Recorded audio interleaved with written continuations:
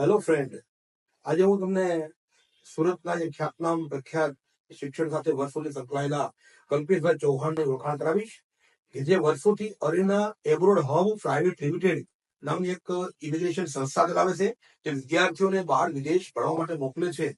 તો hello Kalpesh sir, કેમ છો? ગુડ મોર્નિંગ કેસી પટેલ સાહેબ. Thank you.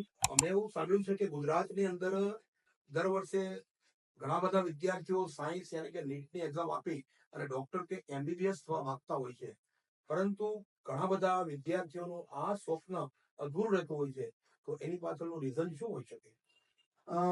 કેસી પટેલ સાહેબ, આપને જણાવી દઉં કે જ્યારે વિદ્યાર્થીની સંખ્યા વધારે હોય અને સામે સીટ ઓછી હોય તો એડમિશન મળવા અઘરા થઈ જાય. ગુજરાતમાં 90,000 પ્લસ વિદ્યાર્થીઓ છે એ નીટની પરીક્ષા આપતા હોય છે જનરલી, અને સામે આપણી પાસે ગુજરાતમાં ગવર્મેન્ટ અને પ્રાઇવેટ થઈને કુલ 7,000 ની આજુબાજુ સીટ છે.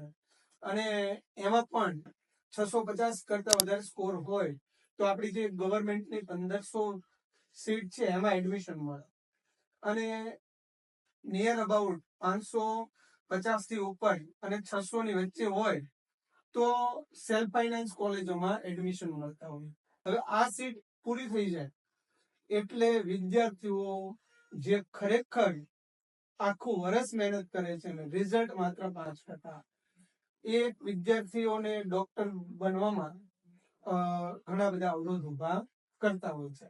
ઓકે કલ્પેશ સર, તો પછી આ જે પ્રોબ્લેમ પ્રશ્ન છે એનું કોઈ સોલ્યુશન તમારા છે ખરું કોઈ? આપને જણાવી દઉં કે આખા ભારતમાં 12 લાખ ડોક્ટરો છે ને એ ભારતમાંથી ભણેલા છે, અને 2 લાખ ડોક્ટરો છે ને એ બહારથી વિદેશથી ભણી અને અહીંયા સારું એવું કામ કરી રહ્યા છે. તો વિદ્યાર્થી પાસે બહાર વિદેશમાં એમબીબીએસ કરી નોર્મલ બજેટમાં અને અહીંયા સારું એવું અર્નિંગ કરી શકાય છે, જેની ઇન્કમ ડે બાય ડે અનુભવ પ્રમાણે વધતી જતી હોય છે. એટલે એમાં ખાસ ઓપ્શન્સ બહુ બધા અવેલેબલ છે અને એ ઓપ્શન્સ પ્રમાણે આપણે આગળ વધવું જોઈએ. જેમ કે રશિયા છે, બેલારુસ છે, જોર્જિયા છે.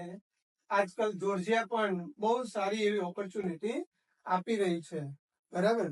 તો આ બધામાં 20 થી 30 લાખના બજેટમાં આપણે એમબીબીએસ કરી શકતા હોઈએ છીએ. તો સાહેબ, આપ ફોરેનની વાત કરો કે વિદ્યાર્થીનો ઓછો સ્કોર હોય, એડમિશન મળતું ન હોય, એને એબ્રોડ જવું જોઈએ, તો ફોરેનની કઈ સારામાં સારી બેસ્ટ યુનિવર્સિટી આપ જણાવો તો કઈ સારામાં સારી યુનિવર્સિટી છે વિદ્યાર્થી માટે? જો સૌથી પહેલા વિદ્યાર્થી મિત્રોએ શું કરવું જોઈએ કે યુનિવર્સિટીનો રેન્કિંગ જોવું જોઈએ. પછી અહીંયા ડોક્ટર એમબીબીએસ નો અભ્યાસ કરે કે બહારથી કરે, તો એ બંનેને નેક્સ્ટની એક્ઝામ આપવાની છે, જેને પહેલા એફએમજીઈ તરીકે ઓળખવામાં આવતી હતી. તો આ એફએમજીઈ નું રિઝલ્ટ કઈ સંસ્થાનું વધારે છે, કઈ યુનિવર્સિટીનું વધારે છે એ જોવું જોઈએ, બરાબર.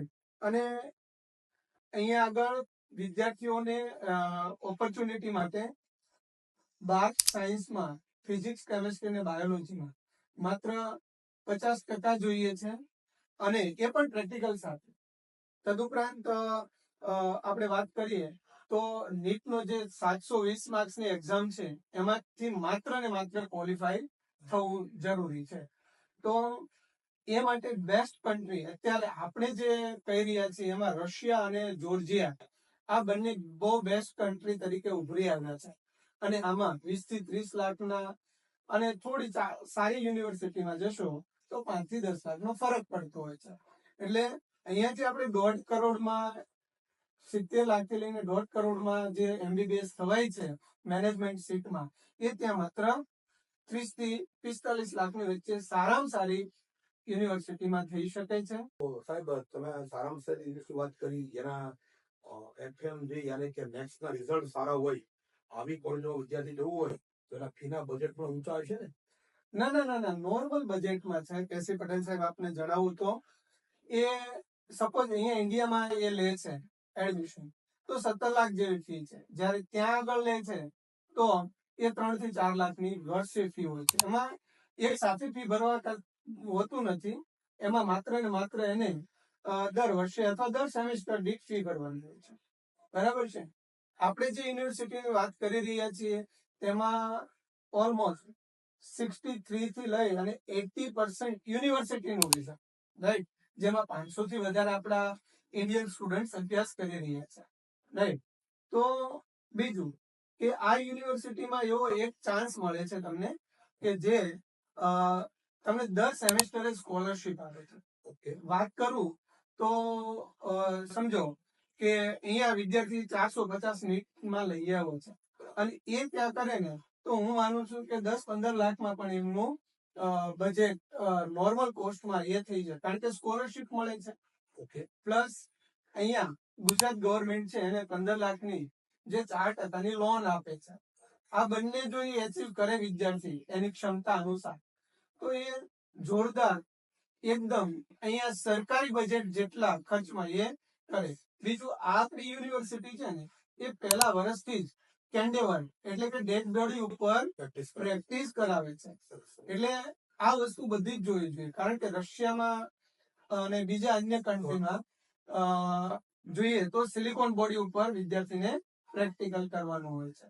બીજું આપણી જે યુનિવર્સિટીઓ લાવ્યા છે એ યુનિવર્સિટીના 14 દેશોમાં કેમ્પસ છે. એટલે તમારે ક્લિનિકલ રોટેશન માટે જો જવું હોય તો એ 14 દેશના કોઈ પણ કેમ્પસમાં જઈ શકાય છે. આપણી યુનિવર્સિટી છે એ પહેલા દિવસથી જ નેક્સ્ટની તૈયારી કરાવે છે, યુએસએમએલઈ ની તૈયારી કરાવે છે, લેબની તૈયારી કરાવે છે. એટલે ઇન્ટરનેશનલ એક્સપ્લોરર મળે છે, જ્યારે ઇન્ડિયામાં એ નહીં મળે, રાઈટ. નેક્સ્ટ આપીને તમે નેક્સ્ટ આપીને ઇન્ડિયામાં પ્રેક્ટિસ કરી શકો છો. યુએસએમએલઈ આપી અને તમે અમેરિકન ડોક્ટર બની શકો છો.